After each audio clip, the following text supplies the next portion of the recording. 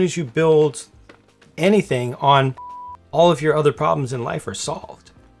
Because, you know, anytime you decide you want to completely redesign a city, you just take your parts apart, you know, just separate them and put them back together in different ways. And every single plate will work with every single other in existence.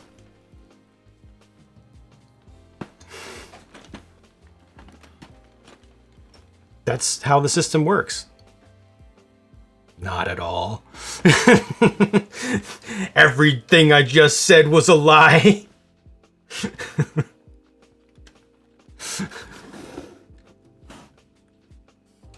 It's a system. Remember the first minifigs from the 70s? Yes. 1976, 77, I think, was when they did those. I have one of them.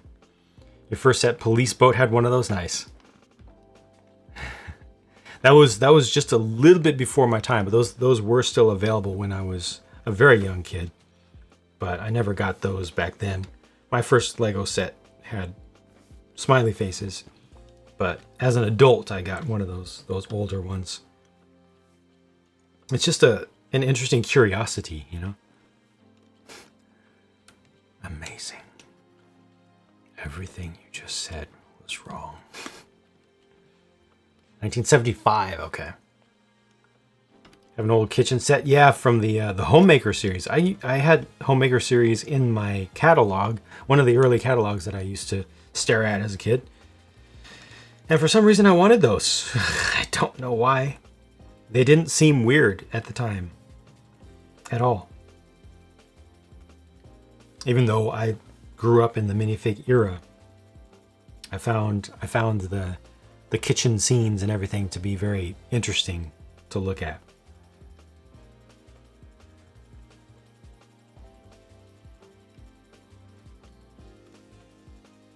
And also those maxi figs, those Homemaker figures, had all the finger-based round arms, so they could change their angles of everything all around. They were super articulated to a degree that almost feels illegal these days. And they used the hand pieces. Where are they at? Where are they at? I have red ones here. We have a stack of... Oh yeah, here we are. The hands, the Homemaker hands.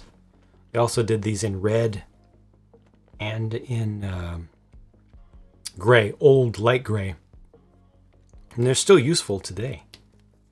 They still work with Mixel's. That's a Mixel's ball joint. So it's fully compatible. It's still usable.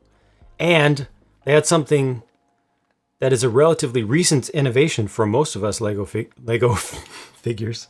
Lego huge figures fans. Completely hollow stud. When did they reintroduce the hollow stud? Was it in the 2000s? But after this, they didn't do hollow studs on small pieces for the longest time. It's a good idea to start a Lego city with modular buildings. That's what most people do to start Lego cities. Because modular buildings look great. It's a great start. And Binda, take care. Sleep well. Thank you for being here. Wish Lego still made that part. Yeah. Remember old train set with a cable connected with a battery box? Yes. On blue tracks. Yep. The 4.5 volt era.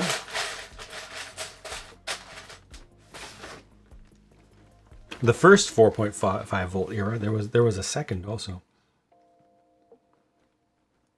They did blue tracks, then they did gray tracks with the 12 volt. Actually, they did 12 volt in the blue era briefly, if I recall correctly. And then they switched to gray.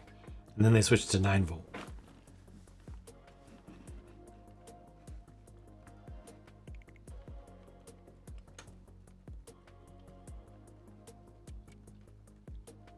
Four point five volt was on the train. So if you put batteries into the train itself, into the tender car, that was 4.5 volt. but the tracks, the ones with the extra track, I actually have, I think I have some of those 12-volt center track pieces. I think right over here. Yeah. Got the sleepers. There we go. Check it out. So this is just after the blue era.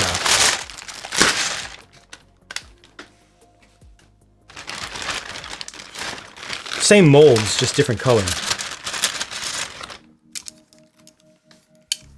So these are the curved pieces. And then these are the sleepers. They just snap in.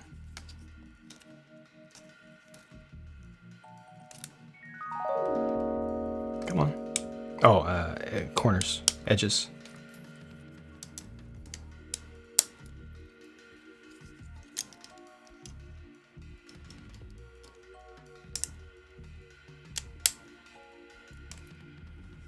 So that makes track. I don't have any corners for the powered rail. Battery power tender. Okay, so that was 4.5 volt then. This was 12 volt right here. 12 volt had these rails down the center. So these are Lego pieces, right? And the power comes through here. So this would be in the middle of this. Where is it? Do that.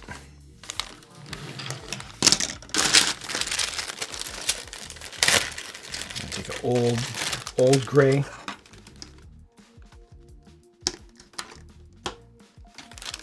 That one doesn't have the snap on it.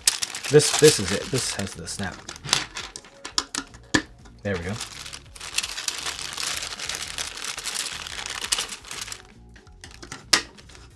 There you go. 4 rails.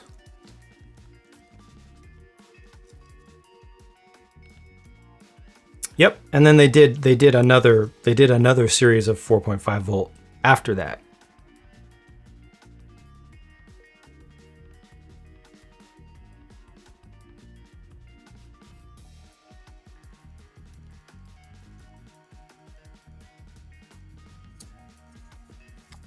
I will upvote that.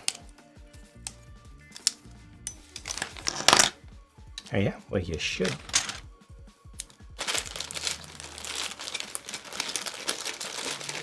Because I have one of